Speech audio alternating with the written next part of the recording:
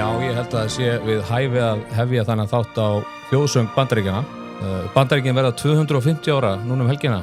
Bergþór Ólafsson, þingmaður Miðflokksins og Anna Hrefna Ingimundardóttir aðstoða framkvæmdastjóri, SA. Já. Þið voru bæði í Bandaríkjunum á háskólaárunum, ekki satt? Ég var í Bretlandi háskólaárunum en var skiptinum í high school í Bandaríkjunum nokkrum árum fyrr. Já. Þannig að ég fekk svona aðeins að kynnast þessu magnaða samfélagi sem þannig er. Hvað þýðir þessi dagur fyrir okkur í hinum frjálslynda hluta heimsins? Já, það er stórt spurt. Ég veit ekki hvernig ég á að svara þessu, ég get sagt hvað þýðir fyrir mig persónulega. Ég fæ nú oft spurningar það, dóttir mín sem sagt bandarískur ríkisborgari eftir að við vorum úti í námi og svo starfið þá eignuðust við frumburinn okkar og hún alltaf þegar þessi dagur kemur upp þá nýtur hún þetta tækifæri til að minna mig á að við höfum ekki farið með hana aftur til Bandaríkjanna síðan fluttum aftur heim og hún fættist og hún mjög svekkt yfir því að því hún upplifir sig sem svona Amerikana. Þú ekkert reynt að nýta þér þetta móðurni til að fá grænakortið? Nei, ekki ennþá, það gæti komið að því, maður veit aldrei. En þú Beggi? Ætli það sé ekki einhvern veginn, þetta var svona hinn risastóri dagurinn á móti Super Bowl sem var svona allt annars eðlis en ætli þetta sé ekki einhvern veginn svona áminningu þetta bara mikilvægi einstaklingsframtaks, dugnaðar, frelsis og til athafna og þess alls. Ég held að það sé nú kannski svona það sem kemur upp í hugan. Svo þetta sveiflast staðan og tíðarandinn eins og gengur í hverju samfélagi en svona til lengri tíma litið. Þá þetta svona áminning mikilvægi frelsisins. Á heildina það hefur náttúrulega gengið á ýmsu en á heildina litið þetta nú nokkuð vel heppað prógram hann í Norður-Ameríku, ekki sett? Það alveg ótrúlega að hugsa til þess að séu þó ekki nema 250 ára með að við allt sem að hefur gengið á. Já, við sjáum bara til dæmis hvernig hagtölur, þjóðarframleiðsla og annað þróast samanborið við Evrópusambandið síðustu ára og áratugi þá er verið að gera eitthvað rétt þó að vissulega gangi á með svona hryðjum af og til. Þetta allt saman upp og niður. Við erum með mynd á honum Bergþóri frá því að hann var í Bandaríkjunum. Nei, þetta var illa gert hjá ykkur. Nei, en þetta er vörpulegur ungur maður. Já, þarna var ég í góðu formi. Já. Þetta those were the days. Hvaða stöðu spilaðir? Ég var defensive tackle. Þú spilaði vörn. Já. Þannig að í rauninni, ef þú hefðir lagt þetta fyrir þá getur þú mögulega ennþá verið að spila það gerum, en ekki að þessu langt inn í 50-sátturinn. Þeir endast nú ekki lengi línumennir í vörninni það væri bak, hné, mér allt farið svona tildulega fljótt Og bakið hefur aðeins verið að stríða þér eða ekki? Jú, það reyndar að stríða mér bara býsna mikið núna upp á síkastiðin en þetta var mikið ævintýri að spila ameríska fótbolta hann úti og á þessum tíma var ég nú aðal í frjálsíþróttum og svona bærilegur í þeim en ameríski fótboltin þetta var mögnuð upplifun því að það er bara allt undir hjá mörgum sem að íþróttina stunda. Þetta er lykillinn svona miðin að háskólamenntun fyrir þá sem eru góðir og það er náttúrulega í rauninni hér bil enginn sem árumvöla mögulega að komast inn í atvinnumannadeildina NFL þarna. En þetta var mikið ævintýri og þarna nú bara sit ég hér og hugsa bara nú verð ég að koma mér í stand aftur. Já, þú sem sagt hafðir aðra valmöguleika í lífinu heldur en að leggja þetta fyrir þig. Það var svona þitt mat á þessum tíma. Já, ég held að það hefði verið svona skynsamlegt mat á þeim tíma. Talandi sjálfstæði, við auðvitað með mikinn fund hérna mánudaginn. Áfram Ísland.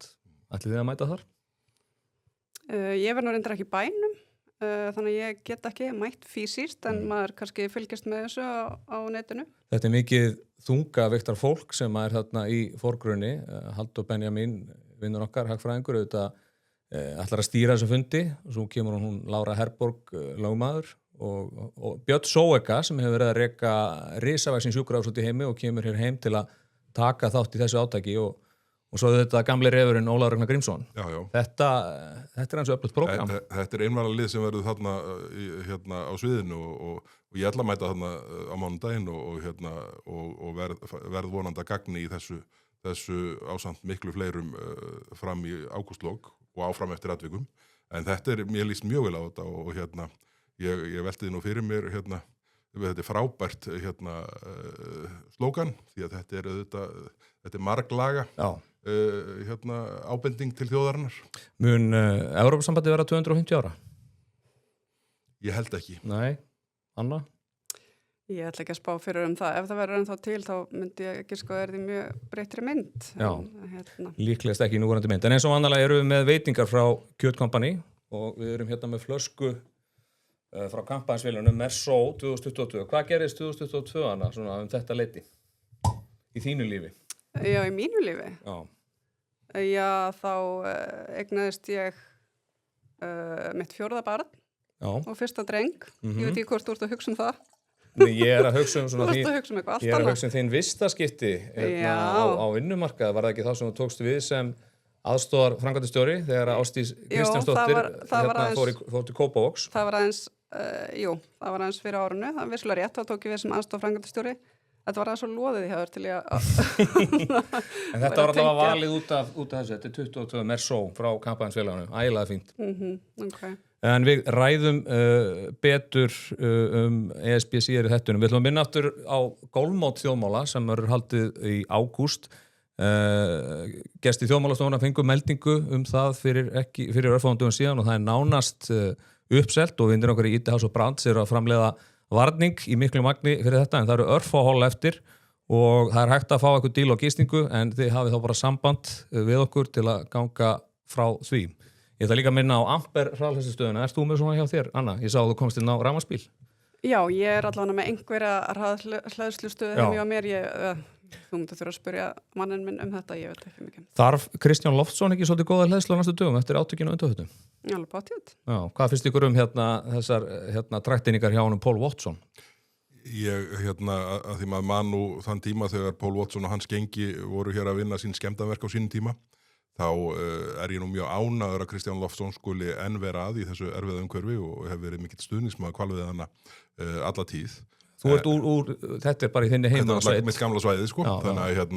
Þannig að ég, og þetta, maður bara veit hversu mikil áhrif þetta hefur bara á nærsvæðinu, Akranes, Hvalfjarðarsveitina og upp í Borgarnes og líka til Reykjavíkur og höfuðborgarsvæði, sko. Það er fólk að koma allstaðar að til að sinna þessum störfum, mjög vel borguðum á meðan vertíðin er í gangi og Kristján Loftsson á bara heiðurskilið fyrir að standi í þessum slag með öllum þeim hælbítum sem að eldan dagana langa. Og hann er líka svona einn af þeim fáu sem lætur allt vaða. Ég gefur lítið fyrir anti-everything. Já. Er þetta ekki bara spot on hjá hann? Svona ættu við þetta að tala dagana langanir í þingi. Það myndi spara tíma ef að menn töluðu skýrar.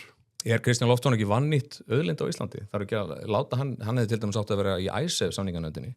Já, þeir hrokkið á flótta Bretarnir snarasta í þeim efnum og hollendingarnir.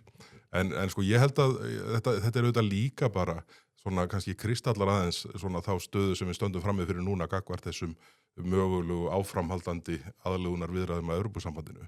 Að bara sú starfsemi sem þarna er rekin, lögleg til áratuga og bara vel utanum haldið og synd og auðvitað líka svona ákveðin svona þjóðararfur í henni falin að ég er hættur að þessi starfsemi verði slegin af við fyrsta mögulega tækifæri ef að niðurstaðan verður svo að fara áfram í þessa vegferð. Kemur þetta samt ekki ágætist tíma einmitt inn í þessa umræðu núna? Er þetta ekki svolítið gott sýnidæmi sko, hvað myndi missa frá okkur ef við færum hann inn, Anna? Já, nú örgulega missað hvernig fólk myndi líta það sem myndi kannski bara líta það mjög jákvæðum augum og aðrir ekki, en mér líst vel á þess að hugmyndi að virkja hann meira í svona bara kannski hagsmunagæslu fyrir Ísland á erlendu grundu. Það er ekkit auðvelt að eiga við hann, sko. Heldur að myndi nenna að koma til SA? Já, hann er alltaf félagsmaður. Já, hann er félagsmaður, en ég meina, er hvalveiðisvið innan SA eða? Nei, en það er kannski eitthvað sem við þurfum að skoða. Ég held að þessi komið tími til þess. Það verður 7. heiðin. Já. Ég allavega, í það minnsta, er alltaf spenntur því að segja að Kristján Loftsson kemur í viðtal í fjölmiðlum. Hann segir yfirleitt eitthvað skemmtilegt og maður er oftar en ekki sammálaði. Strákar, við erum með þjóðarpúlsin núna, svo við förum úr einu í annað.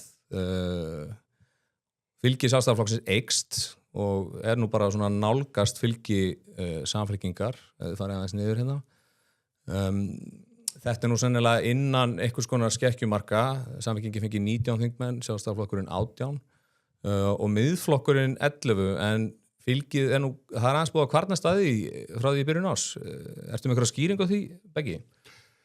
Ég svo sem held að þetta sé nú meginu alveg vel við unna hjá okkur að vera þarna í rúmið 15%. Þannig að það verður að hafa þetta í því samhengi að þessi staða er prýðileg.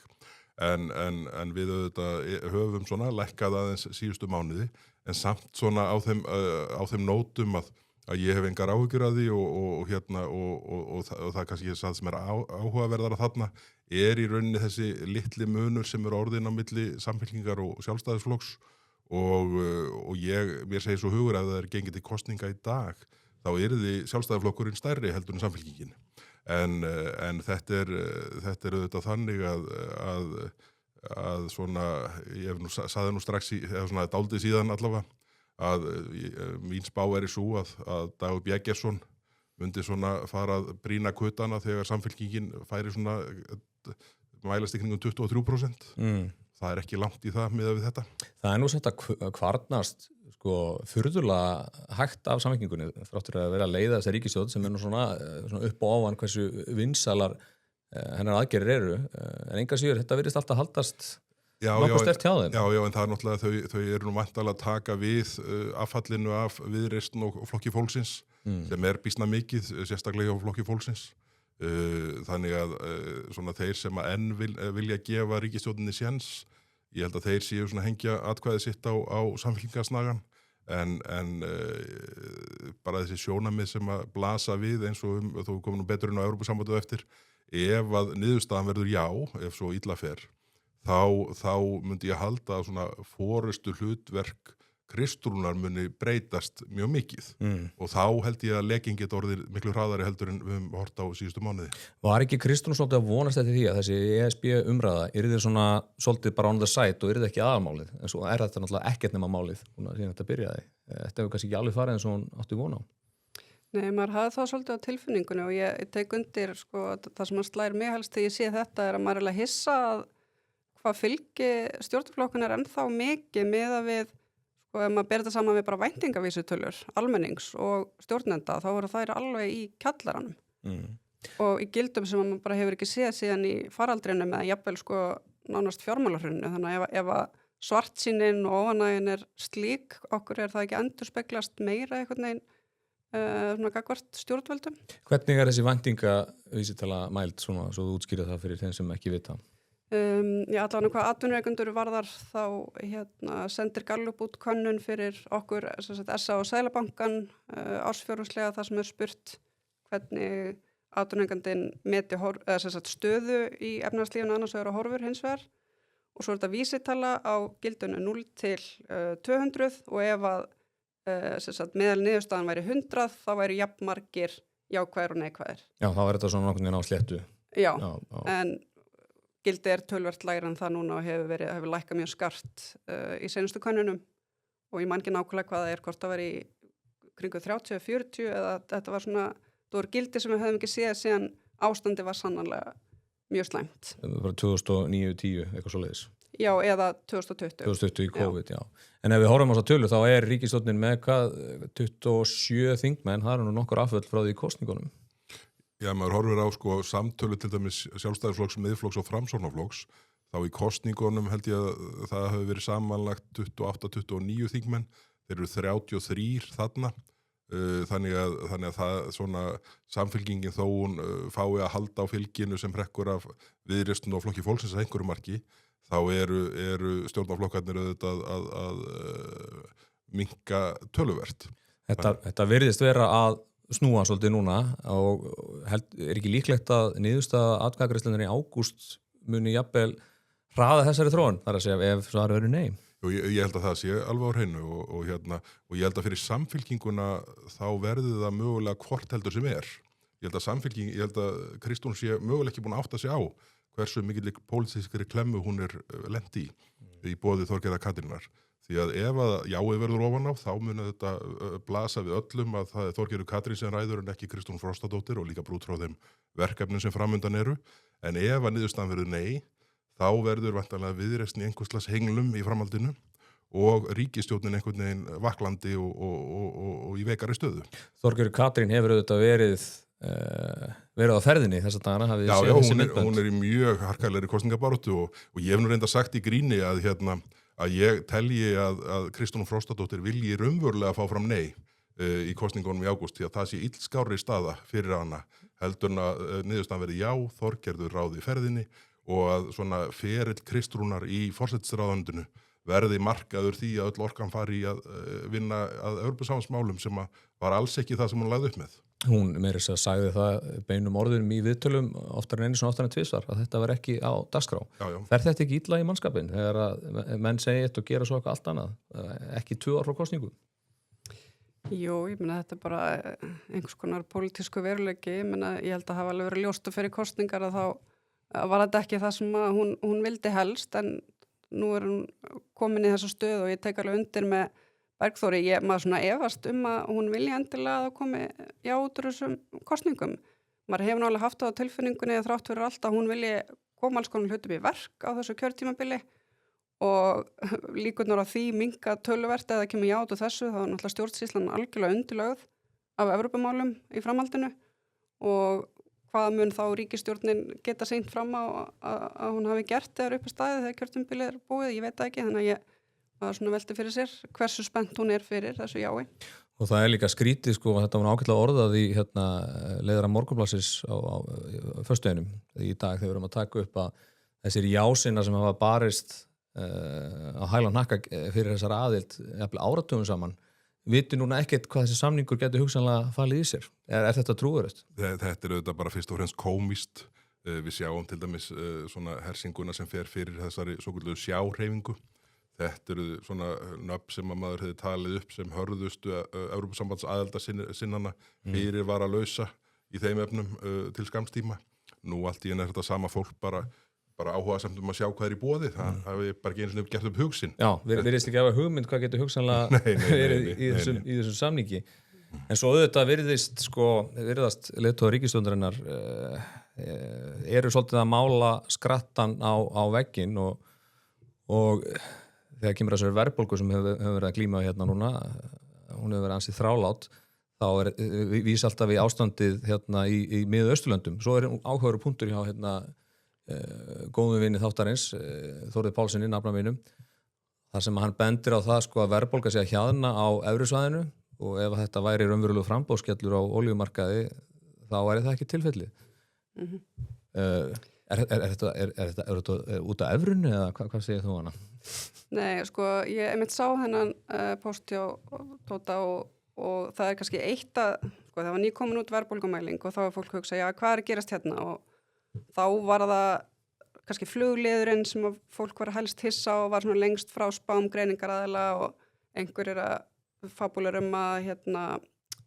verða þotu eldsneyti, kynna skýra hluta því og já, það er ekki til Mið-Austurlanda en þegar við horfum fram hjá svona einstaka mælingu þar sem fólk er að pæla í einstaka liðum og hvað getur verið að gerast hér, þá er alveg klárlega búin að vera undirliggjandi innlendur verðbólguþrýstingur til staðar alveg í svolítinn tíma.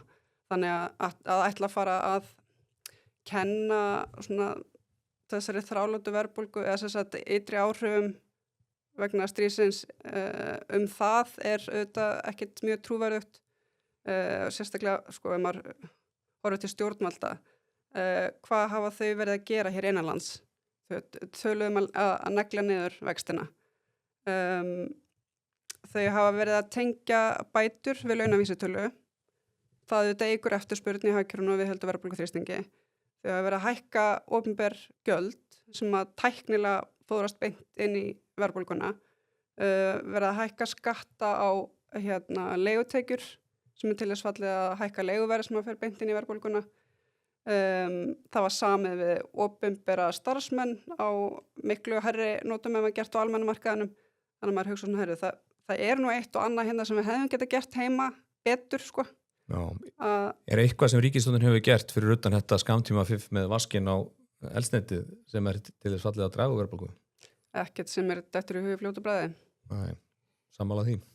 Já, þetta er, maður upplöðu stundum að þau séu föst í einhverjum hliðaveruleika. Bara skilabúðin sem er að koma frá ráðherrunum eru allt annars eðlis en bara það sem blasir við að Raunheimar bjóð upp á.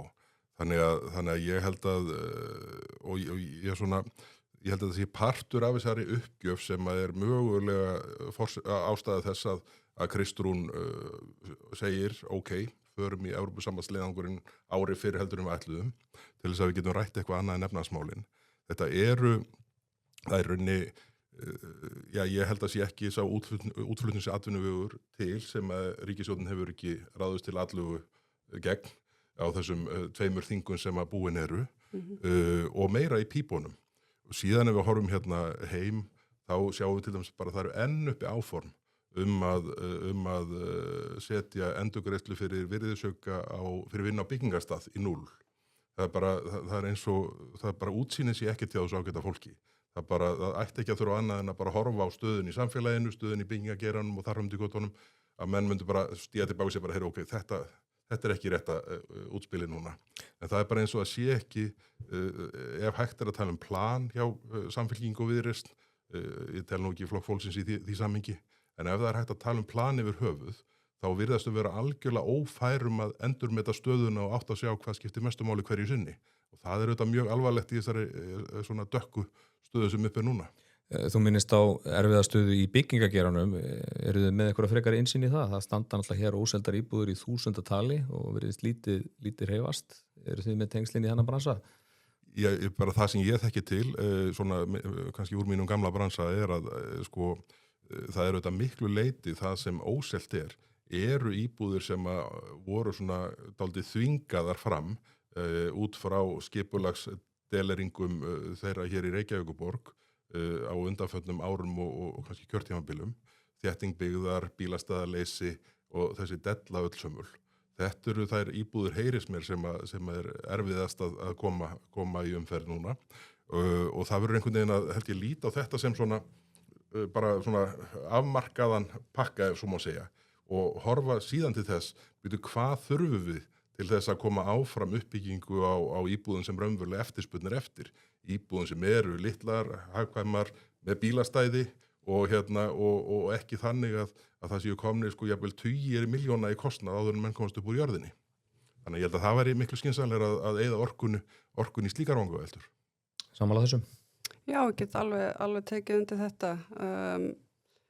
Það er auðvitað stórfurðulegt að einmitt eins og Bergþór nefnir að ætla að fara að hækka byggingakostnað en frekar draga úr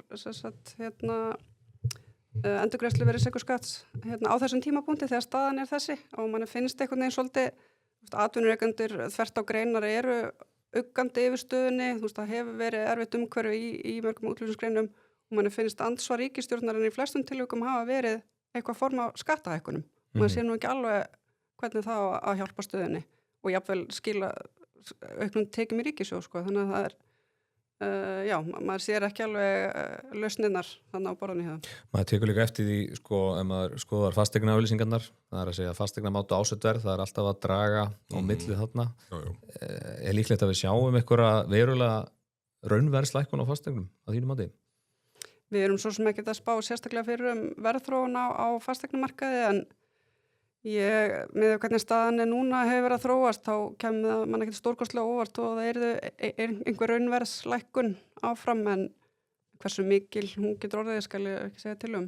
Já, að því að maður horfir á það kannski eru heilu og hálfu óseldu húsin og það var einhvers sem sagði daginn að fjármagnskostnaðurinn í hverju mánuði er svona cirka bát eins og 50 fermetra íbúð. Já, þetta getur farið að síga hansi fljótt í og er væntanlega að fara að gera nú þegar. Já, maður er erfitt að sjá fyrir sér að framboði verði aukið eitthvað mjög mikið á næstunni og með stöðunni byggingarum eins og hún en svo eru líka eftirspurnarkraftinir að breytast mjög mikið, það er minni aðflutningur og vinnuafli því að efnahagshorfurnar eru verri, það er mjög margt svona sem að spila saman sem að mun segja til hvernig fasteignaverð mun þróast á næstunni sem er kannski að því að fasteignaverð, bæði fasteignaverð fjárfesting í íbúð húsnæði hefur auðvitað verið ansi sterkur partur af hagvextunum hérna. Þannig að hagvextarhorfurnar það er versna einar og sér bara út á þessu ekki satt. Jú, en eins og ég segi, við erum líklega að fara að sjá minna framboð á sama tíma og við erum að fara að sjá dragur eftirspurn og hvernig þetta leggst saman þetta að segja en jú, það er alveg rétt að það er að hægja verulega í byggingarinn og það er bara mikið ágefni en ég held að það sem hefur einkennt þann geira undanfari undanfarna áratugir reyndar bara hérna á Íslandi er einhvern alltaf við ökla eða eyra. Það er annarkvort alltaf blússandi siglingu eða hérna veruleg kólnun og það þarf að skapa einhverju umgjörð þannig að það þurfi ekki að vera svona rosalega sveiflukennt. Svo ég fari nú aftur yfir í ESB-málin, vorum við ekki með nýjasta stöðulinn frá EpicBet? Við höfum verið að fylgjast með því núna síðustu vikur og mánuði. Stöðullinn á jáið hann var í 2.50 og er komin í 2.40 og neyið fer úr 1.60 í 1.65. Þetta var auðvitað omvendt fyrir ekki svo lengur síðan, en eigum að túlka þetta sem svo að jáið síðan á einhverju skriði. Hver er eitthvað tilfinning? Ég er nú bara strax svo sem ánæður að sjá að sko, þar sem menn þurfa að leggja eigin peninga undir þá sé staðan svona, hún er ívið snúnari ef við horfum á svona, ég man ekki, var ekki Gallup sem var komið út með síðustu könnum frekar í maskína en þetta er svona ég held að svona heimsýn hefur auðvitað verið svona dálítið að halda á hérna röddum efasemda manna svona hvað formlega hlutan varðar hingað til. Nú verður þessi nýja hreyfing áfram Ísland til á mánudaginn og ég hef nú svona vona að þegar þessir hópar verða báðir á fullu þá vænkist nú hagur okkar sem að teljum svona mikilvægara að horfa til þessara svona fullveldi sjónarmiða og hafa stjórn á okkar eigin málum en frekar heldur nú er. Ert þú sama sinnis í þessu? Finnst þér jáið vera að ná skriða þegar mann finnst það merkilegt byrjuð að fara í maturverðið, sem sagt það var prógramið í nokkra vikur og svo greinilega er næsta prógram að fara í eldsneytissalana og maður velti líka fyrir sér það er búið að hitabylgja í Evrópu og hún kom ekki hingað, þú veist, er það Veðurstofu Íslands að kenna? Þurfum við að fara inn í Veðurstofu Evrópusambandsins? Er það að því að Haraldur Ólafsson hefur auðvitað verið í forgrunni fyrir heimsýn? Já, það er sjálfstætt vandamál varðandi 10 gráður sem okkur er bóðið upp á núna. Já. En við ætlum næst að kveikja. En varðandi mataverðið, sko, þá gæti það hafa verið vanhugsað að tefla fram sem talsmönnum í þeim efnum mönnum sem láta mataverðið augljóslega ekki fara í svona stöðva sig í innkaupum. Þetta er einmitt punktur sem við höfum mjög haldið aftur á okkur að koma hér á framfæri, en það er ágætt að þú gerðir það. Til þess erum við með flóknum. Já, en þetta verður spennandi og svo við minnumst aftur á fundin á mánudaginn þá held ég að þetta verði sögulegt mögulega hérna í NASA-salnum mánudaginn 7. júlí. Við ætlum að kveikja á grillinu næstrákar og minnum á grillleik þjóðmála þar sem að allir eru hvattir til að senda myndir inn og að grilla á Evertúr grillinu sinu og í velun er þetta grillveisla fyrir 10 manns á kjötkampani og 100 bjórar, hvorki meirinn að minna. Rós vikunar, voruð þið búin að preppa það? Já, annar að byrja. Það var heimavinna. Ég var reyndar mjög óviss með þetta, sko. Ég var eitthvað að hugsa hvort að Páll Gunnar ætti að fá það bara fyrir svona dugnað og eljusemi og vera mjög upptekinn undanförnu, en svo þó ég væri kannski beri bakka fullan lækin þá langaði mér samt eiginlega að gefa Hildi Björns hrósið. Já. Hún eiginlega hafði betur lokum. Hún er bara að fara svo vel að stað og er ekkert að sofa neinum tíma, bara framkvæma það sem hún sagðist til að gera og það er, maður er kannski ekkert endilega vanur því í pólitíkinni, þannig að mér finnst þetta bara flott hjá henni. Hún hefur gengið vasklega til verks. Já. Hvað segir þú, Beggi? Herðu, ég hrósaði nú einmitt Hildi Björns síðast þegar ég var hérna, þannig að ég ætla nú ekki að gera það aftur og sérstaklega ekki eftir að annar hrefni búinn. En mér langar að hrósa á dálítið sjálfhverfur í dag en henni Nonnu Margréti Gunnlaugsdóttur, þingmanni Miðflokksins með mér í kraganum og okkur í Miðflokknum fyrir þetta ökuskírteina mál sem náðist í gegn núna við þinglokkin sem það sem að 70.000 manns á Íslandi þurfum ekki, og við vonandi öll síðar, þurfum ekki að endurnýja ökuskírtein eins oft og raunin hefur verið hingað til. Hún var lykilmanneskja í þessu máli? Já, hún lagði fram þetta mál sem var samþykkt og það var reynda verið krútlegt að fylgjast með hvaða hætti flokkur fólksins hefur reynd að eigna sér það eftir þinglokkin en það er svona, menn verða bara að fá að fljúga eins eða fyrraðir í þeim efnum. Já. En þetta svona, já, þetta hrósi, það Nanna Margrét og svona mikilvæg hóverð í miðflokknum að hafa sett þetta á dagskrá og ég held að þetta gagnist, ég held ekki það, blasið þetta gagnist 20.000 Íslendinga. Þannig að það er hægt að ná í gegn þingmannafrumvörpum í minnihluta. Það er sem sagt sýndi sig þarna. Já, en það er ekki svona, gerist ekki alltaf og þau eru nú svona sjaldnast þeirrar gerðar að þau hafi svona bein áhrif á svona marga. Þetta eru nú oft einhverjar svona þingsályktanir sem að svona kannski hverfa síðan í skúfum ráðherranna árin og eftir og þar höfndi göttunum. En síðan ég kom inn á þing fyrir núna 9 árum síðan, þá man ég ekki eftir þingmannamáli sem að hefur mikil áhrif, bein áhrif á jafn stóran hóp á Íslandi. Það er nefnilega ekki oft sem að það eru samþykkt lög í þinginu sem að fólk finnur fyrir því í sínu daglega lífi strax. Nei. Það er ekki oft að síðasta sem ég man eftir er reykingabannið sem að ég var endur á móti, en einhver síður, maður fann alveg munin niður í bæ. En svo geta kannski mál byrjað sem þingmannamál, ég meina var ekki til dæmis afnám jafnlaunavottunar, Diljá og fleiri voru duglegir að koma því á framfæri sem þingmannamáli ef ég mann rétt og svo þó að það hafi ekki náð framgang sem slíkt, þá endar þetta að fara í gegn. Það er akkurat og það er mitt jafnlaunavottunin, það er unni byrjaði með þingsályktun okkar Sigmundar Davíðs ári fyrir þar sem við lögðum þetta til og síðan í rauninni tekur Diljá mist málið dálítið yfir árið seinna með frumvarpi sem að svona í rauninni verður síðan að þeirri niðurstöðu sem að nú er orðin sko en þó maður hefði vissilega vilja sjá lengra gengið og bara slá þetta alveg af en þetta var bara mjög fín niðurstaða. Já. Eigum við vona á einhverjum fleiri svona innkomu hjá Nönnu á næsta þingi? Ég til það alveg bara örugt. Hvað myndir þú segja að vera líklegast hún úr hennar ranni í þessum efnum? Ég vil nú ekki svona spilla neinn í þeim efnum en það verður örugglega eitthvað sem að snýrað efnahagsmálum rekstrarumhverfi fyrirtækja eða eitthvað í þá veruna. Já.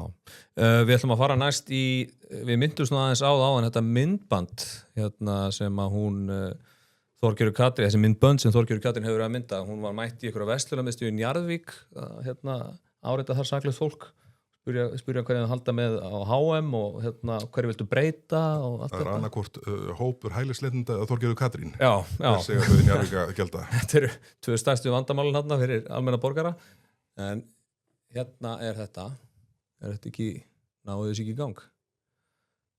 If we should continue the negotiation talks with EU. Some Icelanders, they are scared that small countries do not have any influence at all. What does a big country like Germany say about this? As a European Union, we are big. There are a lot of threats in this world of crisis, of confusion. And what we learned in the last years was if we stick together, Europeans, if we show solidarity, we matter. And the bigger the club is, the better it is for all of us. Actually, we are stronger together. It's always better to have a seat at the table because the issues we are discussing on the table are anyway your issues. So it's better to hear your voice, to have a vote on all of them, than to stay outside the room and to only see what the results of our discussions would be. And besides that, Germans adore Iceland. We love your country, your spirit. We like the way you play handball. The coaches we have from Iceland are stars here in Germany. So we would really very much welcome if you would join us. Thank you, Jóhann. Þetta var Jóhann Waterfall, utanríkisráðherra Þýskalands og ég held að það fari allt í það að segja já til þess að sjá, vita meira, fá staðreyndir á borðið til að styrkja Ísland. Hún auðvitað spyr hann hvort að Íslendingar muni ekki alveg örugglega hafa áhrif þarna í Evrópusambandinu og hann svaraði til að við séum rosalega góð í handbolta og það veri mjög gaman bara að heyra hvað okkur finnst. Var það ekki nokkurn veginn inntakið í þessu svari? Og það var býsna skýrt svar í raun sko, ef maður svona reynir að lesa á milli línana að svara við spurningunum að nei. Svarið var nei. Ég held að sko ef við ættum leið þjá frumir að fengi þetta væntanlega græna með það. Endurskoðana með það. Er þetta ekki bara Akstursbann, já, þetta var eiginlega alveg ótrúlegt að þið skuli birta þetta því einmitt, hún spyr hann þessara spurningar, þetta eru helstu rökin á heimsín og áfram Ísland og öðrum að okkar litla rödd muni ekki var að heyrast þarna og hann svaraði að svo verður sennilega ekki. En sko, það er nefnilega það áhugaverða er að sko fulltrúar Evrópusambandsins og svona þeir sem að horfa á þetta utanfrá, það ekkit neitt fals eða blekkingaleikur í gangi þar. Evrópusambandið gegnum gangandi svara bara mjög skýrt varðandi mögulegar varanlegar undanþágur og þar fram til göttunum. Það standa bara ekki til boða. Og hafa svara mjög skýrt bara mjög nýlega? Já, þannig að sko, þeir með eiga það sko, að það alveg til sko ærlegir kontoristar sem svara bara spurningum eins og efnisatriðin liggja fyrir. Hvernig heldur þetta horfið við mönnum hann í Brussel, bara hvernig talað þetta hérna heima og hvernig þeir sem eru hlindir því að fara í þessa viðræður, hvernig þeir bera þetta á borð fyrir ykkur að þetta sé í rauninni bara allt á mikið óvissu og svo bara mögulega hendu þessu samningi ef hann ömurlegur og er þetta til þess fallega að styrkja samningsstöðu okkar? Ég skal ekki segja til hvernig embættismenn í Brussel hugsa sko, en ég sé einhvern veginn ekki hvernig þetta að styrkja okkar samningsstöðu. Ég reyndar bara, svo ég taki það fram að þá eru samtök atvinnulífsins ekki með neina sérstaka afstöðu í Evrópumálunum. Við reyndar höfum framkvæmt kannanir með okkar félagsmanna hver hugur þeirra er til sambandsins og við höfum séð að afstæðan hefur svona orðið neikvæðari nýlega og það eru töluvert fleiri sem eru á móti heldur en með en við erum samt svona ekki að blanda okkur mjög aktíft í Evrópumálun því að við vitum að það eru skiptar skoðanir á þessu með okkar félagsmanna. En þetta er auðvitað gríðarlega stórt mál fyrir Ísland, þið hljótið að verða að blanda ykkur í þetta. Já, kannski svona fyrir þessa atkvæðagreiðslu þá erum við ekki að stíga mjög fast inn. Þetta er spurning vissulega hvort við ætlum að fara í aðaldaviðræður og það mun þá að hafa áhrif á alla stjórnsýsluna en þetta er ekki spurningin hvort við ætlum að ganga í Evrópusambandið eða ekki og ef að slíkt svar lægi fyrir þá myndum við alveg án efa móta mun skýrari stefnu hvað það varðar sko. En nei, ég held að þessi viðtöl séu nú ekkit endilega fallin til þess fallin að auka okkar svona trúveruleika þarna í Brussel. Þetta virkaði allt eitthvað svona voðalega krútlegt með við kannski raunveruleika málsins. Hvað veist þér Beggi? Eiga hagsmunasamtök ekki að skipta sér af þessu máli? Ég hef nú verið þeirra skoðunar og svo sem bara meira og minna allt, líka flóknu og erfiðum samtölinn sem þarf að eiga sko. Við eigum dálítið að tala allt bara næstu því alltaf en samt með svona ákveðinni næmni gagnvart tímasetningum en sko ég held að hagsmunasamtök eigi að leggja bara svona að minnstakosti jafnvel þó að þau stíð ekki sko með beinum hætti hart inn í slægin já nei þá að minnstakosti upplýsingar sem að sko skýra það með hvaða hætti áhrif verða á rekstrarumhverfi fyrirtækja og þar höfum til göttunum. Ég held að það sé sko eitthvað sem að hagsmunasamtök þurfi í öllu fall að gera. Hvort það eru samtök atvinnulífsins sem Reglíf eða SFS eða SFF eða hvert sem það væri sko. Tek algjörlega undir það og þetta munum við taka þátt í að stuðla upplýstri umræðu og ef okkur þykir verið einhver upplýsinga óreiða í gangi staðreyndir mála sem tengjast Evrópusambandinu fram að þessu kosningu þá munum við eflaust bregðast við því sko en það sem ég kannski átti við að það er ekki mjög skýr afstaða sko hvort við erum hlynnt Evrópusambands aðild eða ekki. Við höfum bara greint frá því hvernig afstaða okkar félagsmanna skiptist svona í hlutföllum að því að það eru ekki allir sammála þetta. En sko maður sér bara svona úr þeim könnunum sem maður hefur séð eða heyrt af þá atvinnulífið það eru miklu meiri efasemdir þar nú stundir heldur en hefur verið á fyrirstigum og sérstaklega þarna á sínum tíma 2009 til 2013 þegar þetta sigli nú endanlega í strand en sko ég held að bara svona það jaðrar við að vera óþægilegt að segja það en svona það er eins og það hafi verið sjálfstætt markmið að hafa sem minnsta umræðu og í kringum þetta við sjáum það bara út frá dagsetningunni sem er valinn og með hvaða hætti málið er rætt eða næstu því ekki rætt í þinginu og þar hafum til göttunum. Ríkisstjórnin hafnar því að vera með þennan þingstubb þarna í lok ágúst þar sem að óskir stjórnarandstöðuna geng út á það hægt væri að ræða Evrópumál sem að mögulega kæmi upp og þyrfti afstöðu þingsins gagnvart.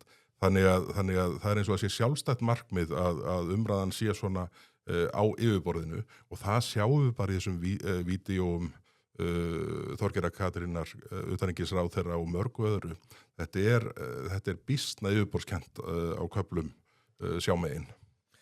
Já og þau vilja taka þessa umræðu sem mest út úr þinginu þar sem það er það er afgerandi meirihluti á móti ESB. Einhverja hausatælingu í þinginu. Það er ekki nálægt í að vera meirihluti fyrir bara kontóristatinn í Brussel sko bara trúi sig ekki og segja bara efnislega býtu erum við aftur að lendi þessari stöðu að vera í einhverju samtali við Íslendinga það sem ekki þingmeiri hluti fyrir málinu. Þetta er ekki nokkur í þjóð dottið til hugar áður og hvað þá tvisvar.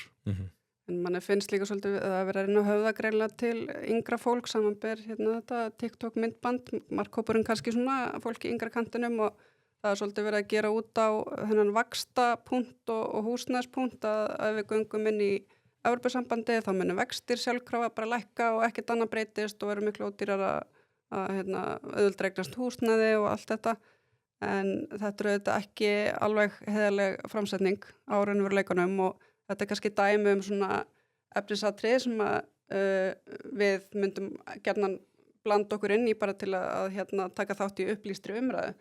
Að ég held að flestir hafa til dæmis séð það í heimsfaraldrinum þegar vextir lækkuðu vissulega mjög mikið að það var ekki endilega mikið auðveldara svo í kjölfari að kaupa sér húsnæði af því að húsnæðisverð auðvitað bara hækkaði á móti. Já, það var svona 18 mánaða tímabil sem þú gast gert þrjusudíl en svo var húsnæðisverðið náttúrulega bara búið að ná mánaðarlegri greiðslugetu. Þannig að ef þú komstir inn einhvern veginn á góðan tíma þá fínt en auðvitað bara er þetta allt einhverja hagstæri sem að hreyfast í takt og svo hagstæri sem að skiptir kannski mestumáli er bara kaupmáttur almennings svona að jafnaði og þar gengur okkur bara mjög vel og miklu betur en flestum Evrópulöndum.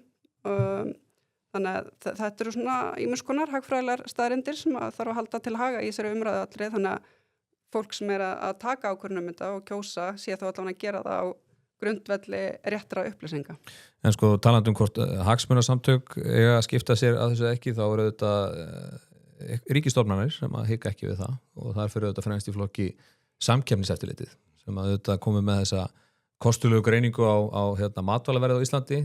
Svo reyndar voru menn nú bara fljótir að sína fram á það samdægus að framlegð í dagvöruverslun á Íslandi er nú bara hinn sama hér eins og á meginlandinu og næsta versjóðu núna er þessi árás á sem sagt olíusmásala og þar komuðu með nýjan frasa sem að kallast þegjandi samhæfing sem er þannig við höldum að þessu í samráði en við höfum ekkert í höndunum það en við ætlum að ganga út frá því og við ætlum að birta þetta umræðaskjal þar sem að þeir eru sakaðir alvarleg lögbrot og svariði nú.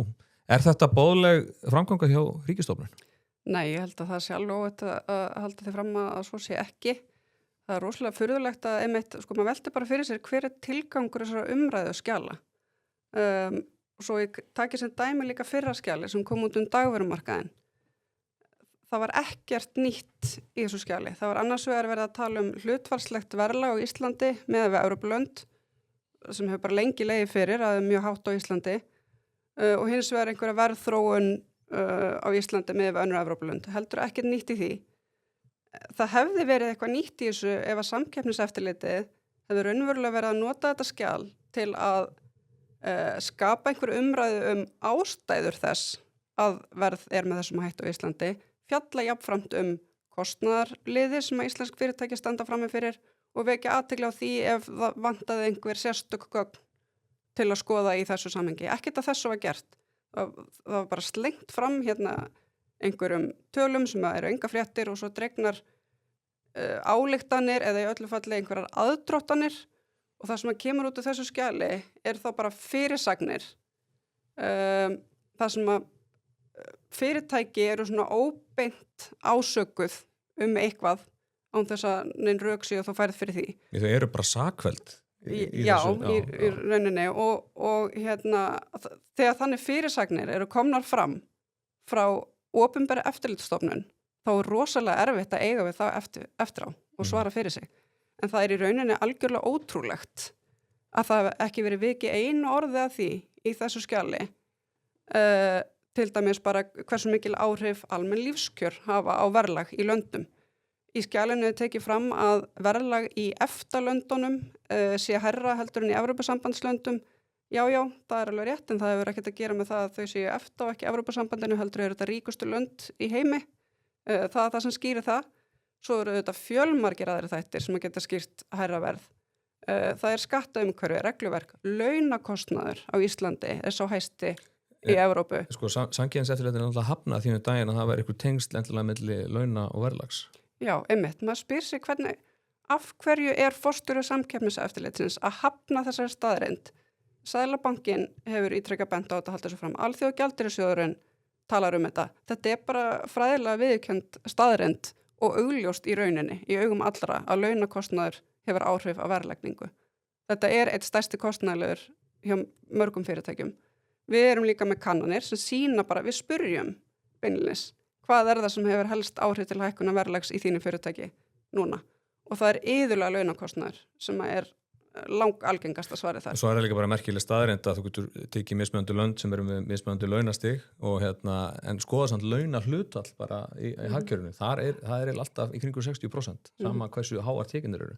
Þannig að það augljóst að þetta alltaf stærsti kostnaðarlegurinn. Ég ætla að sýna ykkur þessa myndirina, maður sjá hina myndina fyrst. Þarna þeir að skoða, það kapital út af fyrir sig að þeir tæki dísilverð og bensínverð á móti hráolíu. Það auðvitað rangt að gera það. Það heimsmarkaðsverð á bensínu og dísil sem auðvitað hreyfist með hráolíu til lengri tíma en það oft alls ekki alltaf í sömu átt. Þannig að mér langar bara að benda hérna á, fyrir þá sem eru að horfa, benda á ásinni hérna vinstra megin. Þetta frá 100 krónum upp í 260 krónur. Svo við förum á hina myndina. Þá þetta semst frá 0,5 eurum og upp í 2,3, semst frá 70 krónum og upp í 330. Þannig að þeir eru búin að þjappa þessu grafi saman til að láta það líti út fyrir að láta línutna líti út fyrir að nær hvor annari. Þetta það sem heitir á einsku chart crime, eða ekki? Eða grafglæpur. Ekki verið að villum fyrir fólki? Svo sannarlega, og ég bara þakkaði kærlega fyrir að benda mér á þetta, því að ég var ekki búin að taka eftir þessu, sko. Við erum nú að fara að taka þetta skjal einmitt til umræðu, þannig að ég bara bæti þessu í sarpinn af fjölmörgum athugasemdum sem við erum þegar komið með, sko.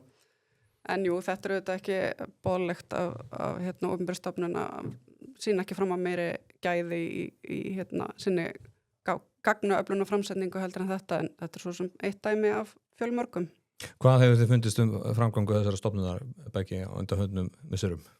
Ég nú eiginlega bara ennþá að jafna mig á þessu atriði sem þú nefndir varandi það að stofnunin hefði hafnað tengsla launa og Kauplags og verðlags. Já, einmitt, akkurat. Ég heyrði það svo sínum tíma og ég held að þetta hefði bara verið í einhverjum svona innanhús föstudagspósti, svona brandari innanhús, en ok, látum þetta liggja. En það sem varðandi sko þetta umræðuskjal, þá þetta þessi svona eins og annar hrefna nefni, þessi sakfelling sem á sér stað þarna strax, þetta eitthvað sem ekki í neinu samhengi boðlegt frá stofnun sem hefur þau völd sem samkeppniseftirlitið hefur. En síðan varðandi svona almenn umræðuna, þá þetta alveg ótrúlegt að það sé til fólk hér á Íslandi sem heldur að það sé hægt að ná verði á kaffibolla niður það sem í Ungverjalandi án þess að lækka laun. Það einhver grundvallar misskilningur á mjög einföldum hlut. Og hvernig ætli það sé ekki bara verkefni okkar einhverju marki næstu vikurnar að útskýra þetta þannig að skiljanlegt sé. En ég held að sko ósklitla 4 ára myndi ég skilja þetta sko ef ég gef mér svona smá tími að reyna að ytta þetta fyrir hana. Þetta bara það að bera sama verðlag í láglaunalöndum við það sem gerist hér. Það raunverulega skiptir einhver máli gagnvart umræðinni. Nei. Þetta bara svona einhver della. Þetta var Páll Gunnar sjálfur, forstjórinn segir þetta þegar hann kynnir þessa rannsókn sinum að matvælur á Íslandi sé alltaf 50-55% hærra hér heldur en í ESB. Svona spurður skoðar eitthvað launakostnaðar. Nei, við tókum það ekki sérstaklega í reikningin og það ekkert endilega víst að það skiptir ykkur máli. Þetta sagði maðurinn. Þannig að þetta það sem við að eiga og það var nú ungur og efnilegu maður sem setti á samfélagsmiðla núna fyrir vikunni á Gísli Freyr Valdirsson, við þekkjum hann og hann setti birti tvær samfélagsmiðlafærslur frá Samkeppniseftirlitinu þar sem að þau segja núna 23. júní síðastliðin að það sé svo miklar annað við rekstur samránamála sem til formlegrar meðferðar að það verða tafir og það eru sumafrí og þetta allt og erfitt en svo núna í gær þá birtaðu aðra færslu þar sem eru tilbúin með hennan hlem hvað þessi olíufélög eru vond. En þetta var auðvitað hluti af þessari tímabundnu lækkun á eldsneytisverðinu. Það átti að taka samkynnseftirlitið átt að taka eitthvað prógram, eða ekki? Það hafa náttúrulega verið fleiri svona uppákomur, við munum eftir því í tengslum við auðlindin okkar vinnu Svandísar Svavarsdóttur á sínum tíma.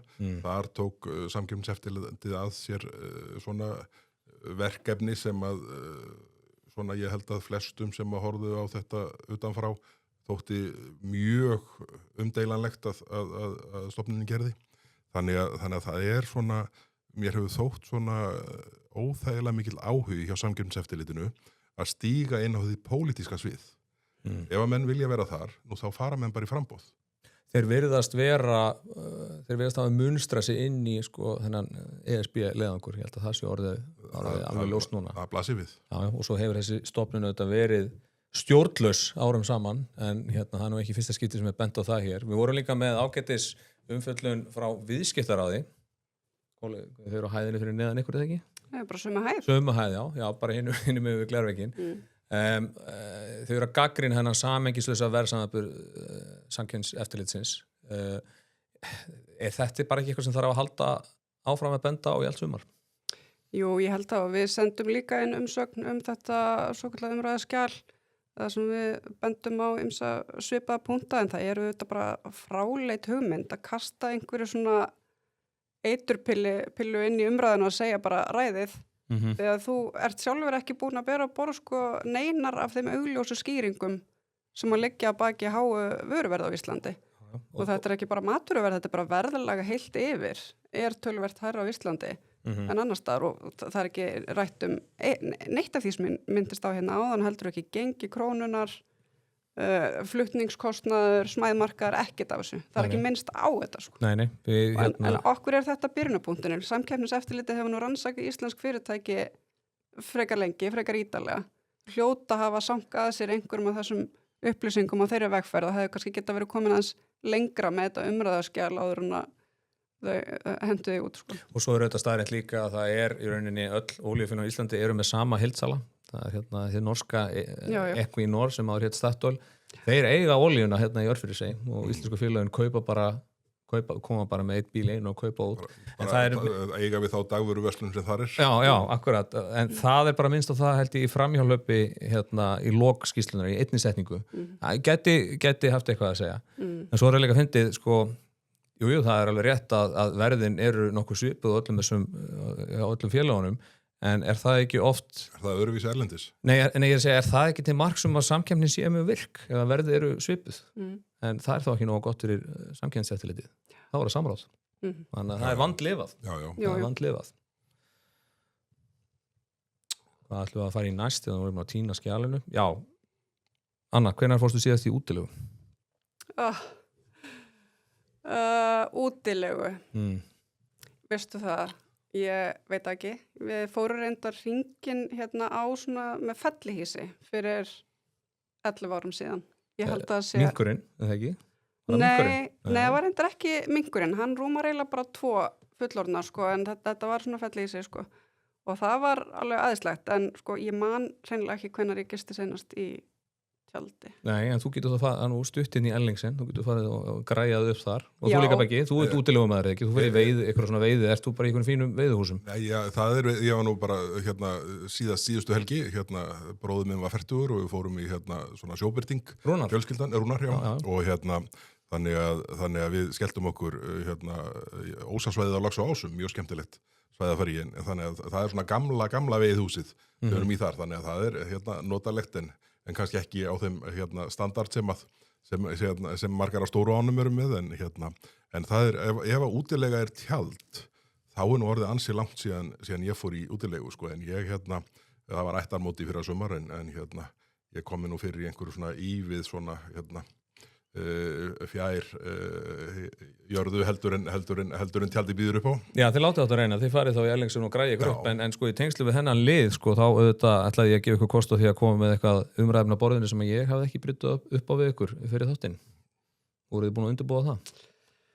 Já, þú varst með svo mörg og fjölbreytt umræðefni að mér fannst bara eiginlega ekki vera neitt eftir, sko. Nei, bara búið að tæma þetta. Nei, það er samt eitt sem að mér hefur þótt pínu komist í þessari umræðu allri eldsneytisverðið og það allt saman er að hvað hefur ríki verið að gera í rauninu undanförnum árum með sínum álögum á sko eldsneyti sem hafa verið gríðarmiklar þó hafa reyndar verið dreigð úr þeim undanförnu. Vörugjöld á eldsneytisbifreiðar gríðarlega há. Sko stjórnvöld í rauninni að gera allt sem í sínum valdi stendur til að neyslustýra þannig að fólk sé ekki að kaupa. Það að reyna að gera eldsneyti dýrt sko. Já. Minnka skattstofnin. Já, í rauninni. Og og því ljósi finnst mann eitthvað svona, og svo spurningum einhverja krónur til og frá í álagningu smásala. Byttum við bara þangur til fram að því að gjöldunum var breytt nýlega, þá var það nú ríkið sem að hirti sko helmingin af útsöluverði bensíns. Já, rúmlega mér þess að. Já, og mér finnst þetta svo oft vera svona reyndar bara með alls konar, að hvað ríkið oft eitthvað stikk frí í þessari umræðu við finnum nú líka bara fyrir því kjarasamningum að sko ef að fólki finnst það ekki vera með nóg mikið ráðstöfunartekjur og þá verða að hækka launin og maður bara býtur nú við það hellingur hérna sem að ríki tók af þér sko. Já, þú að muna hver að taka 40% staðinn. Já, allir aldrei að gera neina athugasemd við það. Það er alltaf bara atvinnureikandinn, smásalinn, það saga þarna einhverstað á milli sko. Já, og svo þegar aðkoma ríkissjóðs eða hins opinbera kjarasamningum rædd þá finnst mönnum það rosalega stórt og erfitt skref að taka. Já. Hvað segir þú Beggi? Ef ég má byrja að bregðast aðeins við atriðið í því sem Anna Hrefna nefnir. Þá að því að það rétt að það hefur verið dregið úr álögum beinum á eldsneyti, en það ekkert smá sem hefur komið í staðið. Já. Og ég nú einmitt skrifa grein þetta núna og var þess aðeins að vasast í þessum tölum. Og ef við horfum á heildar skattlagningu aksturs og ökutækja, hvernig hún hefur þróast, þá sko vöxtur ríkissjóðs í þeim tekjum alveg óðbóðslegur. Við sjáum bara núna milli ára, ef við horfum á 2025 og 2026, þá eru tekjur af akstri og ökutækjum og þá virðist ekki alveg til hliðar. Að fara úr 53 milljörðum í 77. Þetta ekkert smá stökk. Þetta eru sko á 3 milljarða í viðbót á milli ára. Þannig það kílómetragjaldið og það vörugjöldin og ökutækin og fleira sem þannig undir. Og þannig að sko skattlagning og gjaldtaka á akstur og ökutæki að springa í loft upp. Já, og þá eigum við eftir sko allar viðbótar skattana út af tafagjöldum samgöngusáttmála höfuðborgarsvæðisins, út af nýja opinbera hlutafélaginum vegaframkvæmdir sem áætlaðar 17 milljarðar á ári og ég held að verði meira bara því að það verða, ef markmiðið nást fram, þá verða fleiri verkefni þarna inni heldur en þingsályktunin, frumvarpið leiðir fram. Var þetta ekki kallað ólögfestar skattabreitingar í fjármálaáætlun? Jú, þetta held ég að fallundi því að sko og þessi fjármálaáætlun náttúrulega kapitúli út af fyrir sig og þurfti heilan þátt undir sko. En varðandi það sem að það sem að við ættum að vera að ræða meira, þá það, ef ég svona kasta netinu dálítið vítt, þá það bara verðmætasköpun. Það einhvern veginn, mér finnst mjög lítil orka fara inn í það inn í þingi að tala það með hvaða hætti við svona stækkum þessar kökur okkar og við sjáum bara mál eins og lagareldið sem nú svona tæknilegt og flókið og að því að virðist enginn vill tala inn í þingi. En þetta samt eitt af kjarnaatriðum atvinnustefnu stjórnvalda og sá þáttur sem að áætlaður að stuðla hvað mestum vexti svona ef við horfum á svona hvert fleig fyrir sig á næstu árum, en það vill enginn tala þetta og það endar þannig að til dæmis lögum lagareldi dag upp í þinginu núna. Reyndar held ég að það hafa aldrei verið neitt markmið hjá ráðherranum að koma því gegn með það ekki mælt fyrir því fyrir í apríl ef ég man rétt og það leggur enginn fram heildar endurskoðun flókinna löggjafar í apríl og ætlast til þess að hún sé kláruð í júní, en það var þó reynt en tókst ekki. Þannig að og síðan horfum við að þessar linnulausu árásir á útflutningsatvinnuvegina, ferðaþjónustuna og bara sjávarútvegin og fleiri og bara, svo sem bara þá alla held ég að sé óhætt að segja. Þannig að ég held að við séum á einhverjum villigötum hvað það varðar að bara átt okkur á hvernig við ætlum að komast áfram með það að auka verðmætasköpun og hagsæld í samfélaginu. Ég verð nú að skjóta í þetta, nú þú flugveiðimaður og bara það þitt helst áhugamál ekki satt eftir þú hættir í amerísku fótbolta. Ert þú á sama stað og Jón Kaldal í afstöðu til lagareldis? Ég þeirra og það mikilvægt að hafa í huga að það engin flokkurinn á þingi sem að tala fyrir því að sjókvíaeldi verði aflagt.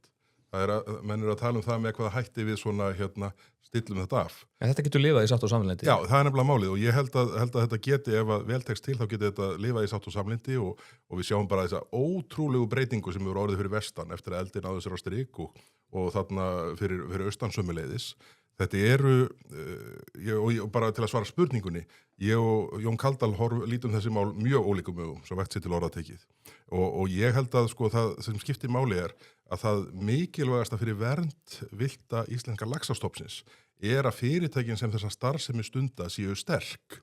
Þau hafi fjárhagslega og tæknilega og þekkingarlega getu til að sko fjárfesta í þeim búnaði sem bestur til þess og lágmarkar áhættu og bregðast við áföllum þegar þau verða og þar höfum til göttunum. Þannig að mér hefur þótt umræðan á miklum villigötum og frumvarpið eins og það kom fram frá atvinnuvegaráðherra, það var auðvitað þeirrar gerðar að það varð nauðsynlega að gera ákveðna breytingar á því. En þær voru hóflegar þótt í mér og ég hélt nú raunar að þetta væri svona stefni í það að klárast það undir þinglok en raunin var öðrunur.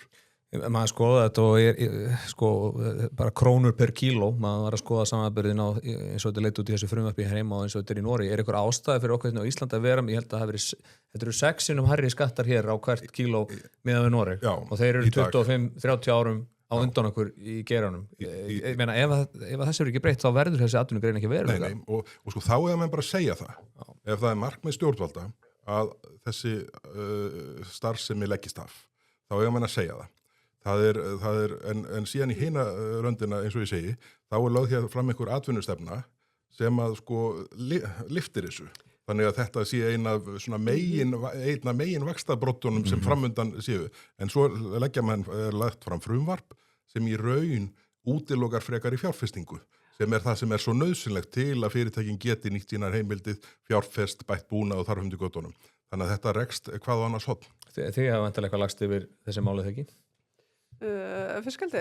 Jú, þetta náttúrulega kannski aðalega á borði SFS en ég veit að þau voru mjög mótfallin þessu máli og þetta hefur verið galinn þessi skattheimta, ég meina þetta atvinnugrein sem bara, það bara verið að slíta barskónum þarna og kannski ekki einu svona hagnaður en samt verulega skattar sem hafa verið að greiða og ég tek algjörlega undir með Begga það kemur fram einhver atvinnustefna sem á að ná einhverju markmiðum og svo finnst man einhvern veginn allt sem framkvæmt gengur nánast bara þvert gegn þeim markmiðum og líka mikilvæga punkturinn bara varandi þetta með verðmæta sköpunni. Ég veit þetta orðið svona ótrúlega leiðilegt orð sem að má ekki nota lengur en menn eiginlega hættir að nota það, menn ekki að ræða þetta í þingjarnara. En þetta samt, ég fór aðeins að hugsa þetta sko þegar það brjáluðust einhverjar daginn þegar Elon Musk náði að verða fyrsti trilljónamæringurinn eða hvað var og maður upplifði þetta svona eins og fólki fyndist að hann hefði þá verið að taka þennan pening af einhverjum öðrum sem væri þá verðsettur og þetta væri bara einhver svona fast mengi af peningum sem væri bara einhvern veginn að hliðast á milli en Zero sum game, þetta ekki kallað það? Jú, zero sum game, en hverjir eru það þá, af hverjum var hann að taka pening? Tesla eigandum, eru þeir þá eitthvað verðsettir en áður eða, nei, hann hefur búið til gríðarlega verðmæti og fær einhver hlutdeild í þeim, sko, en og manni finnst þetta eitthvað svona algjörlega basic concept þá virðist bara vera eins og margir haldið að sé bara eitthvað x mikið hann til skiptana og allt snúist það nákvæmlega hvernig því skipt. Elon Musk merkilegu maður og ég held að við getum skála fyrir honum í kalda, það eru komnar 2 nýja típur sunnan kaldi, þetta hveitibjór með appelsínubræði og þú smakkaði nú þennan áðan eða ekki, ansi góður, nýr light frá kalda. Mjög fínt. Þannig að þú gjörðu svo vel. Já. Og svo líka með hann að strákandi finna þessa mynd, þessa frétt héraðssaksóknara, þá ætla ég nú að færa önnu smá súkkulaði líka. Já.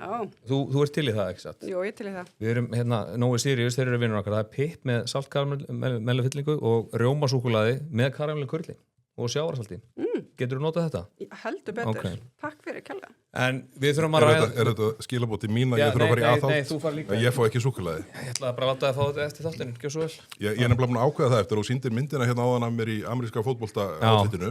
þá er ég búin að ákveða það að skella mér í aðhald þegar ég er búin að fagna 250 ára afmæli Bandaríkjanna á morgun. Já, ok, já, það er bara, það er síðasta kvöldið. Það er síðasta kvöldið, já, síðasta kvöldið. síðasta súkkulaðistykkið í byli. Við þurfum að ræða aðeins embætti héraðssaksóknara. Þetta var nú mikið hafari með þetta kynningamyndband þessa njósnafyrirtæki sem birtist á YouTube daginn. Það var tekið niður og er komið aftur inn núna. Það er einhverju einstaklingar sem sáu nafnið sitt hann í fyrsta skipti upp á okkur skjá hjá, hann heitir Heiðar frá Guðnason sem var hann þetta viðtals. Er þetta ekki orðin ansi mörg mál með héraðssaksóknara það sem að svona utanumhald upplýsinga því verðist vera ábótavant? Þetta er svona, ef að það er því svona þemalag, theme song fyrir stofnunina, þá held ég að klaufaborðalagið er því nú svona allavega valkostur. Þetta er svona það er svona hrakföll dálítið regluleg þarna sem að menn þurfa svona stilla sig af með og það verður Ólafur Þór Hauksson þetta bara að gera með sínu fólki því að það er þetta trúverðuleiki stofnunir eins og þessar er sko mikilvægir ef eitthvað er enn meira þarna heldurni á Samkeppniseftirlitinu sem við ræddum á það. Og svo hefur þessi maður auðvitað verið í þessum bransa frá árinu 2009 og sko forveri þessara stofnunar, sérstakur saksóknari og það verða nú sífellt háværi rættindur að það sé aðeins farið í sauman á sko hvernig var gengið fram gagnvart borgurunum á þessum árum eftir hrun. Það var auðvitað samfélagið uppnámi en ég held að við getum ekki sleppt í að kíkja eitthvað betur á höttur en svo var þetta gott svar hjá forstjóra persónuverndar sem var spurð hvort að þetta kæmi inn á borð til hennar og hún segir heldur betur. Þetta verður skoðað. Að því hún nefni þetta, þá var bara að því hún spurði hvað kemur næst frá Nönnu Margréti þingmanni Miðflokksins, þá er hún búin að vera að svona vinna í þessum málum varðandi það að þeir sem að svona það er bara mjög öflugt traust fólk sem hefur eitt sko drjúgum hluta af bestu árum sínum á vinnumarkaði í sko eftirköst einhver sem að sko leiddi síðan ekkert af sér og þannig að ég held að það sé útiloka annað en að svona reyna skoða þetta þannig að einhver svona sátt náist og það er sama ætti auðvitað vera það komið nú dálítið óvart að sóttvarnalögin eins og þú liggja núna hafi klárast svona eins átakalítið og raunin varð í þinginu í vetur án þess að nein raunveruleg greining hefði farið fram á því hvað gekk vel, hvað gekk illa og hvað getum við lært þannig að ég held við verðum að vera svona tilbúin til að svona horfi í eigin barmi í fleiru heldur en vistheimilamálum sem að virðast skoðuð bara hér bil strax þegar einhverjar ábendingar kom upp. Og viðbrögð dómsmálaráðherra eftir að ára óbillett. Er þetta harðort hjá henni eða hvernig túlkið þetta? Átti afar ekki að vera bold í fyrirsögninni. Afar óbillett.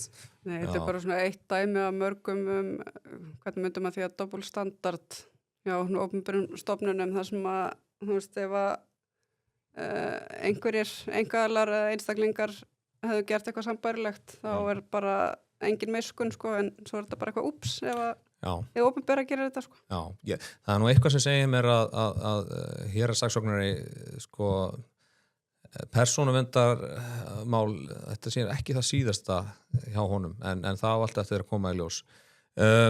Örsnögt, hér í samstarfi við Hótel Akureyri, hafið þið gist þar? Frábært hótel. Nei, ég hef ekki gert svo fræg. Þetta lobbyið í Hótel Akureyri er eitt það mest cozy hér á landi held ég að vera að segja. Það er poolborðarna, það er gott happy hour og svo gistir þarna, það er morgunmaturinn frábær. Og í samstarfi við Hótel Akureyri þá baði ég ykkur líka með hugsa bók eða bíómynd sem þið ætlaði að mæla með við hlustundur. Örsnögt. Já, ég byrja. Já, byrja þú. Beggið þarf að hugsa þetta. Þetta er ótrúlega vandræðalegt en ég hef bara ekkert lesið einhverja frábæra bók nýlega eða hort á neina bíómynd. Ég hef verið önnum í kafinn. Já, þetta er eins og Andrés Magnússon sagði hérna daginn. Ég hef unun að lestir góða bóka en gemir aldrei tímið það. Já, það er svolítið þannig. Það er nú kannski aðalega ein sem ég hef verið að lesa svolítið oft undanfarið. Það er Karius og Baktus. Já. Geta alveg mælt með henni við hlustendur. En ég ætla að fara kannski aðeins off-skrift í þessum lið og ætla að spyrja hvort ég mætti mæla með eða benda á hljómsveit. Að sjálfsögðu. Ég nefnilega, þetta var svo fyndið, ég var í matabóði í gær og það var eitthvað verið að tala gervigreind og þetta er svo fyndið hvernig það hefur, þetta búið að vera umræðum svo lengi og þetta var orðupínu þreytt og var alltaf svona óáþreifanlegt og svo loksins núna þegar þetta er fyrir að hafa einhver áhrif, svona líf fólks, þá nennir einhvern veginn ekki að tala þetta lengur. En manni finnst svona eins og já, ok, þessi AI framtíð loksins komin. Og svo við vorum að tala þetta og þá setti maður minn á þess að tónlist með einhverju nýrri hljómsveit sem er orðin einhver rosa vinsæl. Ég þurfti að skrifa þetta niður og því ég gat ekki muna þetta. Hún heitir Angine de Poitrine, kanadísk hljómsveit, þetta er eitthvað svona starffræði rock eða eitthvað, ég get eiginlega ekki lýst Er þetta? Já, þannig að við vorum ekki að tala gervigreind og svo erum við að hlusta, já það er þetta, svo erum við að hlusta á þessa tónlist og mér leið bara svona, núna er framtíðin loksins komin, ég er komin inn í framtíðina sem maður er alltaf að tala sko, að sé á leiðinni. Þannig að mér finnst þetta sjúklega áhugavert, þannig að ég ætla að mæla fólk er þessi tónlist gerð af gervigreind, ertu að segja það? Nei, hún er nefnilega ekki gerð af gervigreind. Nei, Ég upplifði þetta svona að því að, og maður fattar þetta kannski ekki fyrir maður hlustar á þetta sko, en við vorum að tala gervigreind og svo heyrir maður þessa nýstárlegu starffræði rock tónlist og mér leiði eins og ég væri komin inn í framtíðina. Herru, ég mun hlusta eftir bílnum hérna eftir. Já, ég lofa ekki að þú muni fíla þetta sko, en þetta er áhugavert ef ekki þarna. Bergþór. Já, ég mun hlusta á Angine hérna á leiðinni á eftir. Þetta er spennandi að hlusta. En það er svona hérna að þú spurðir bók eða bíó og þá er ég nú svona, það er mjög þægilegt að fara með mér í bíó eða horfa á mynd með mér því að ég vil ekki sé neitt. Afrekaði það, ég var, hafði ekki sjónvarp einu sinni heima hjá mér mjög lengi, frá held ég 2004, þangað til við Laufi fluttum saman 2020 cirka. Þá tapaði ég þeim slag, en bóka megin, þá er ég svona búin að vera aðeins að smá svona nostalgí í því að kíkja á Laxness og svo fór ég í bókasafnið á Hraunhálsi sem að allir sem fara út á Snæfellsnes ætti að heimsækja. Það er búið að breyta gömlu nautabúi í bókasafn, það sem er alveg ógrynni af bókum til sölu sem koma náttúrulega bara úr dánabúum og híðan og þaðan að þegar fólk tekur til og þetta er algjört ævintýraland fyrir bókaunendur og þarna ég hafði lengi ætlað að verða mér út Gunnar Gunnarsson og þarna bara fyrsta sem ég sá þegar ég labbaði hann inn var bara settið, þannig að nú er ég að byrja á honum, ég byrja ekki á Svartfugli og reki mig síðan áfram. En svona varðandi það að myndir, þá er enga síður ein sem ég ætla mér að horfa á helgina og það er myndin sem að Elon Musk svona dreifði á X og nú er ég að reyna, það er bara stólið með nafnið á henni. Ég heitur annarkvort ekki að bjarga mér. Nei, þetta er góðum ömmali samt, sko. Nei, það þetta er sem mynd sem að lítur að því að... Þetta er orðin einhver svona fastu liður sem þáttum að menn mæla með bíómyndum sem þeir muni ekki, sko, hvað heita. Já.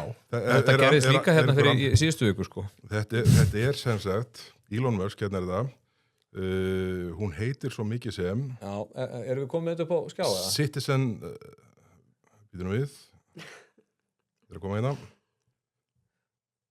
hún heitir Citizen spennan magnast Citizen Vigilant held ég Citizen Vigilant okay. Og þetta er sem sagt Vigilante, já.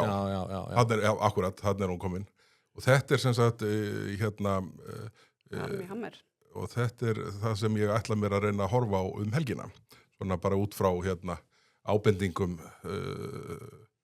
traustra manna. Mér líst vel á það. Eins og þið vitið, þá við sem erum í kringum minna þátt, að milli þess sem við erum að taka upp að þetta sittum við á Kringlukranni, við erum minna flesta daga. Eins og bara það bætir þessari gætir. Heldur betur og bara lengi lífið og allt það. Og það gesti Kringlukranina, þeir eru alltaf með spurningar fyrir gesti sem eru óundibúnar, hraðarspurningar. Þannig að ég mun ekki bita akkurat núna.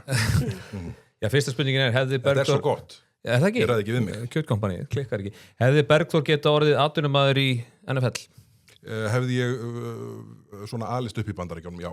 Já, þú ert alveg viss um það? Já. Já, ok. Bara að þú hefur slíka trú á þínum hæfileikum?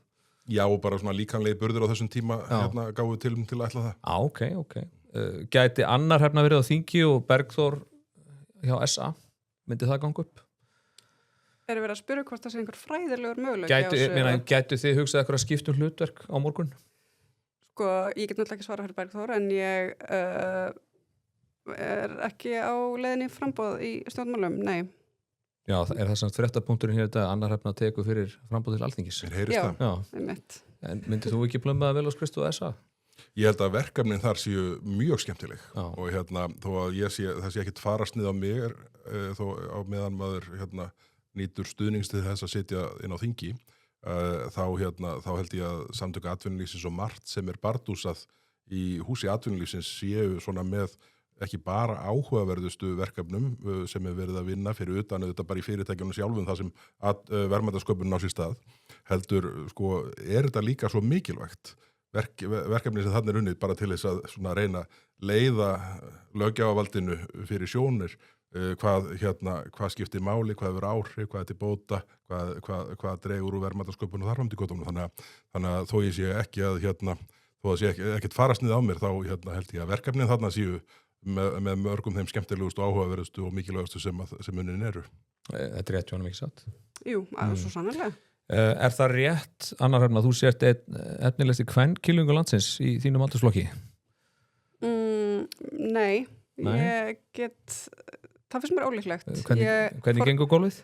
Forgjörn hjá mér er 46,5 akkurat núna. Ok.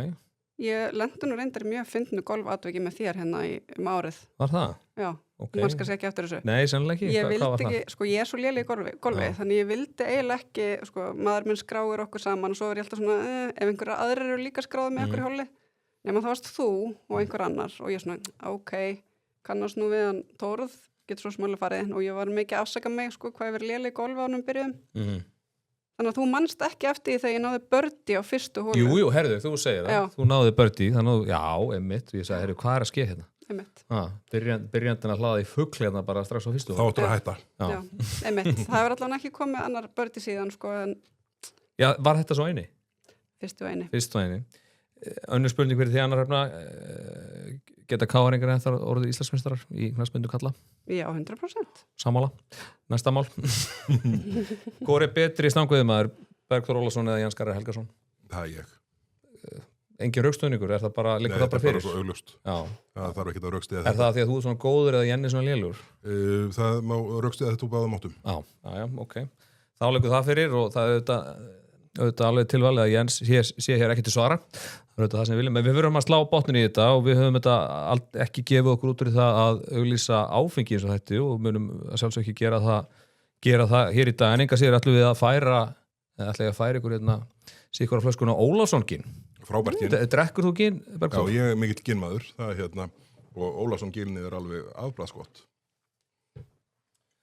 Það gengur ég drekk sjaldan en mikið. En það er nú ekki raunin. Þetta er... Það fer svona eftir ástíðinni, annarkot sjaldan og mikið eða oft og illa, það fer breyttur í hvernig lengur á manni. En þetta fæst... Þetta er afbragðsgott alveg. Já, og þetta fæst aðmiskilst bæði í smáríkinu og í ríkisbúðunum. En enga síður, við myndum aldrei auglýsa áfengið þessum þetta, það kemur ekki til greina. En eitt sem við glemdum að ræða, það var auðvitað það samt skildi opportun á Fáskrúlsfirði, en við eigum það inni til seinni þátta. Við óskum þeim til hamingju með það. Hvað er planið helgina? Ég reyndar ætla að reyna að komast í golf, Já, þannig að það er það og voru lítið annað, bara eitthvað gera sem minnst. Þú, Beggi? Heyrðu, ég ætla að fagna 250 ára afmæli Bandaríkjanna á morgun. Já. Og svo er svona alls konar svona maður ég er svona vonadagun í dag síðasti dagun sem ég er á skrifstofunni í þingi svona að reyna að moka skabla sem maður ítt upp og undan sér undir þinglokk og og þá sé svona allt komið í var. Þannig að ætlum maður reyna ekki líka eitthvað bara svona að slappa af. Hefur ekki lokin að skála fyrir 250 ára afmæli Bandaríkjanna? Jú, heldur betur. Ná ekki hérna.